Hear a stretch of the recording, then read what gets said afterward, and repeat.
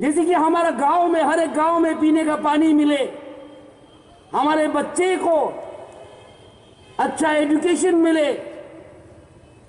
थामसा होना चाहिए कि ईडीसी को और पावर मिले, और वो थामसा आज इधर हो रहा है। और ये थामसा आज इधर हो रहा है।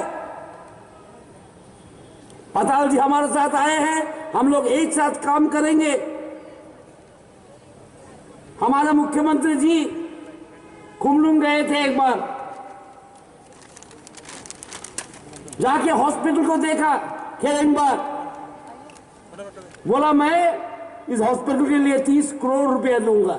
मुझे फोन करके बोला मैं अर्थ मंत्री हूं, फाइनेंस मिनिस्टर, जिष्णुदा दे दो, साथों साथ दे दो। मैंने बोला थोड़ा कम देंगे, बोले नहीं पूरा ही दे दो। 30 करोड़ रुपया हमने हॉस्पिटल के लिए दिया। मैं इस राज्य का आरडी मंत्री भी हूं। हमारा आरडी दफ्तर का, आरडी डिपार्टमेंट का 60% बजट पर 65% बजट हम एडीसी में काम करते हैं।